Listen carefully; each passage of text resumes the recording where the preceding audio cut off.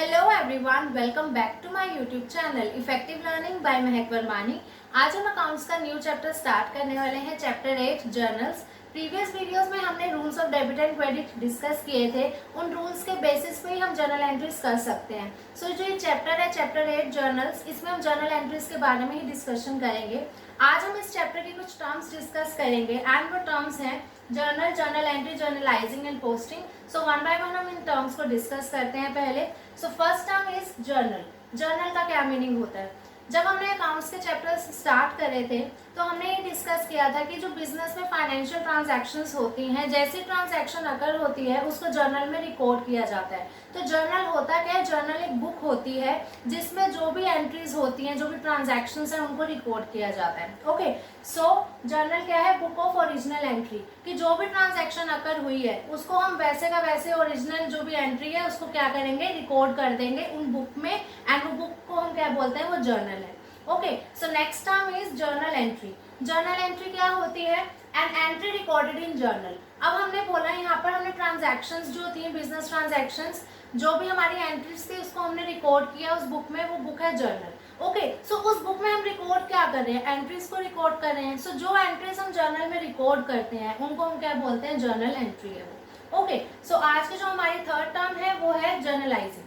Journalising का क्या meaning होता है? ये प्रोसेस होता है। प्रोसेस किसका? जो हम ट्रांजैक्शंस को रिकॉर्ड कर रहे हैं ना जर्नल में, इस प्रोसेस को हम क्या बोलते हैं? जर्नलाइजिंग। ओके, सो इसकी क्या लिखा है यहाँ पे? Process of recording transaction. जो हम ट्रांजैक्शंस को रिकॉर्ड कर रहे हैं, ट्रांजैक्शंस को रिकॉर्ड करने का जो एक प्रोसेस है, उस प्रोसेस को हम बोलेंगे वो क्या है? जर्नलाइजिंग।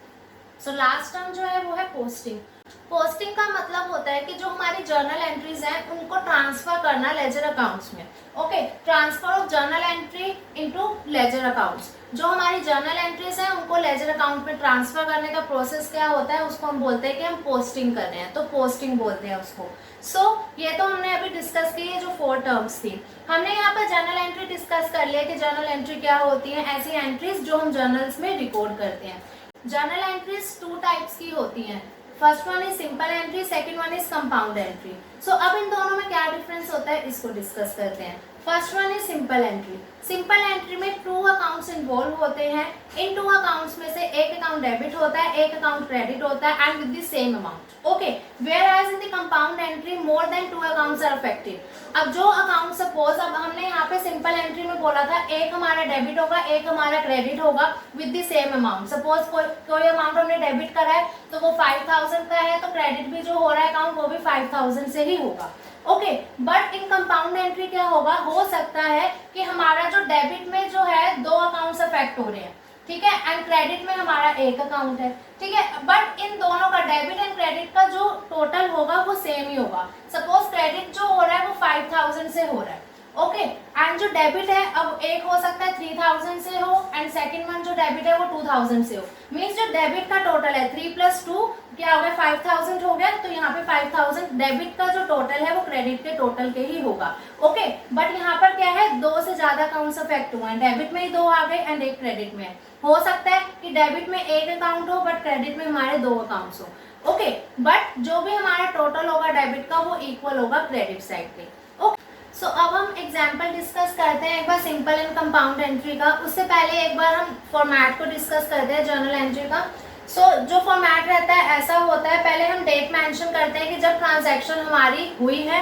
पर्टिकुलर्स में हम क्या करेंगे? जो हमारी ट्रांजैक्शन हुई है उसकी जो एंट्रीज होंगी वो हम पर्टिकुलर्स में शो करते हैं। उसके बाद आता है एक कॉलम लेजर फोलियो का, LF लिखा हुआ है। लेजर फोलियो में क्या होता है कि जो हमने अगर लेजर पोस्टिंग करी हुई है, लेजर्स का पेज नंबर कभी गिवन होता है तो वो हम यहाँ पर मेंशन करते हैं, सो दैट हम चेक कर पाए कि किस अमाउंट से एंट्री हुई थी लेजर में, अगर हमने चेक करना हो। ओके, उसके बाद यहाँ पर डेबिट अमाउंट शो किया जाता है, यहाँ पर क्रेडिट अमाउंट शो किया जाता है। तो ये एक फॉर्मेट होता है। सो अब हम पहले डिस्कस करते हैं सिंपल एंट्री का एक एग्जांपल। यहाँ पर दिया हुआ है 7 अक्टूबर 2021 की ट्रांजैक्शन दी हुई है, purchase of goods of ₹7000 in cash. यहाँ पर वो कह रहे हैं हमने गुड्स परचेज करे हैं 7000 रुपीज के इन कैश, मीन्स ये कैश परचेजेज है। तो हम यहाँ पर क्या करेंगे? पहले यहाँ पे हम डेट मेंशन करेंगे 7 अक्टूबर। ओके, उसके बाद पर्टिकुलर्स में अब एंट्री क्या होगी अब इसको डिस्कस करते हैं। अब कैश परचेजेस करी हैं तो अब हमने परचेज करा है, तो परचेज हमारा क्या है? एक्सपेंस है। उसके अगेंस्ट में हमने कैश पे करी है, तो कैश हमारी एसेट है। परचेज करा है तो हमारा एक्सपेंस इंक्रीज हुआ, हमने डिस्कस किया था अगर एक्सपेंस इंक्रीज होता है तो डेबिट किया जाता है।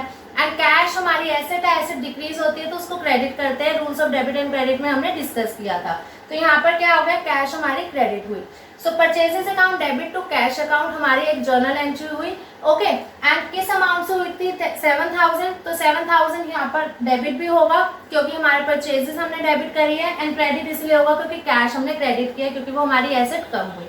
ओके, सो अगर यहाँ पर कुछ दिया होता है लेजर फोलियो का कोई नंबर तो हम यहाँ पर उसको एलएफ में मेंशन करते हैं, ऐसा भी कुछ गिवन नहीं है तो हमने कुछ मेंशन नहीं करा।